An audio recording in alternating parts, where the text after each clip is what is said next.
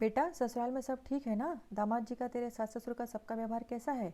नवविवाहित बेटी रिया पहली बार मायके आई तो माँ साधना जी ने पूछा। हाँ माँ, सब ठीक है, बेटी बोली। कोई परेशानी हो तो मुझे बता सकती हो, साधना जी फिर बोली। वो मम्मी, वहाँ पर ऑटोमेटिक गैस चूल्हा नहीं है, वही पुराने फैशन का चूल्हा है। मुझसे वहाँ खाना नहीं बनता। मम्मी जी से बोला था, वो बोली भी जल्दी दूसरा मंगा देंगी, पर तब तक परेशानी झेलनी होगी, रिया मुंह बनाते हुए बोली। साधना जी उस वक्त चुप रही, पर शाम को जब बेटी ससुराल वापस जाने लगी तो मेरी बेटी छोटी सी चीज़ के लिए परेशानी क्यों झेले, गैस चूल्हा रिया के हाथ में देते हुए साधना जी बोली और बेटी को गले लगा लिया। रिया भी खुशी खुशी वापस चली गई। ससुराल में सास के पूछने पर उसने कहा मम्मी ने दिलाया है, तो सास चुप हो गई। कुछ दिन बाद रिया अपने मायके कुछ दिन रहने आई। बेटा गैस चूल्हा सही काम कर रहा है ना? अब तो कोई परेशानी नहीं? साधना जी ने चाय नाश्ते के बाद बेटी से पूछा। हाँ मम्मी ठीक है, पर वहाँ माइक्रोवेव नहीं है जो खाना झटपट गर्म हो जाए। बार बार गर्मी में गैस के आगे खड़े होकर ही सब काम करने पड़ते हैं, रिया बोली।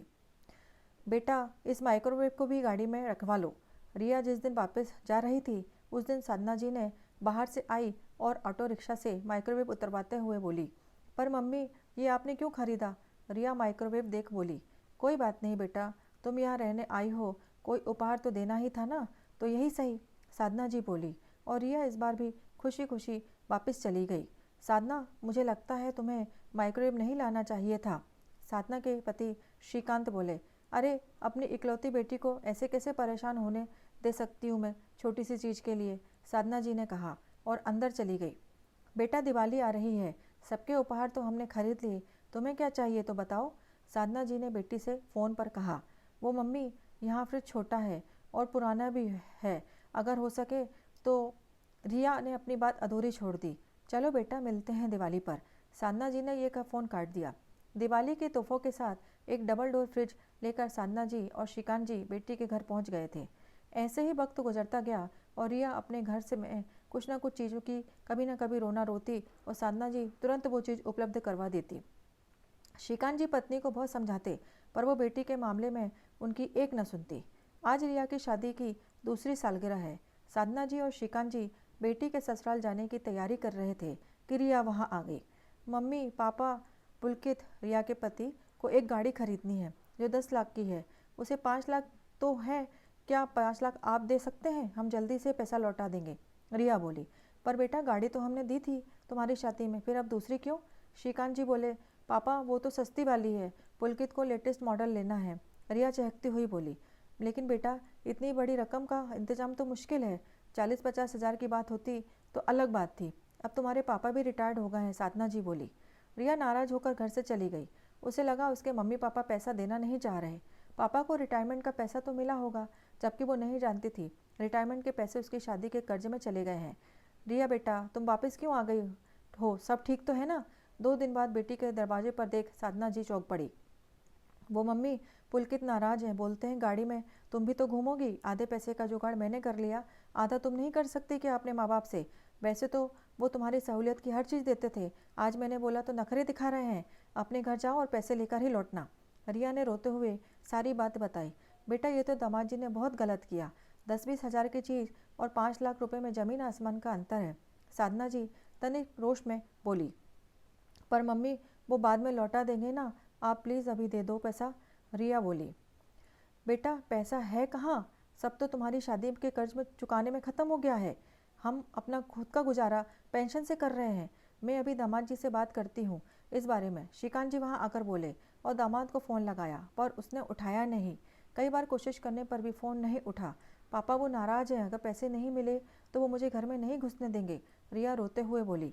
साधना जी और श्रीकांत जी ने बेटी को दिलासा दिया और शाम को बेटी को लेकर उसके ससुराल पहुंचे, पर वहां ताला था। रिया की सास तो बेटे के पास गांव गई हुई थी और पुलकित ऑफिस के काम से दूसरे शहर गया था। पर घर वापस आकर रिया अपने कमरे में जाकर रोने लगी, क्योंकि पुलकित ने उसे शहर से बाहर जाने का भी नहीं बताया था और अब वो फ़ोन भी नहीं उठा रहा था। काफ़ी दिन बीत गए पर पुलकित ने उसे फ़ोन नहीं किया। उसे ऐसा लग रहा था वो अकेली है, उसका कोई नहीं है, क्योंकि पति ने पैसों के लिए उसकी सुध नहीं ली और उसे लगता था माँ बाप पैसा देना नहीं चाहते। साधना ये सब तुम्हारा किया धरा है, मैं तुम्हें पहले ही कहता था, यूँ हर बार बेटी की मदद करना ठीक नहीं है।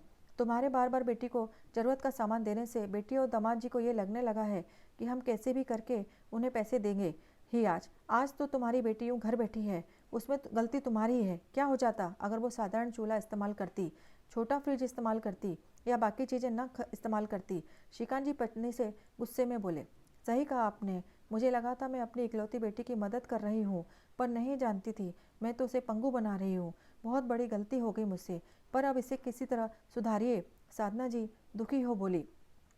चलते हैं कल समदन जी के पास, मुझे यकीन है वो पुलकित को जरूर समझाएंगी, श्रीकांत जी बोले। अगले दिन सुबह ही वो रिया को लेकर पुलकित के भाई के घर चले गए। वहाँ रिया की सास से बात हुई।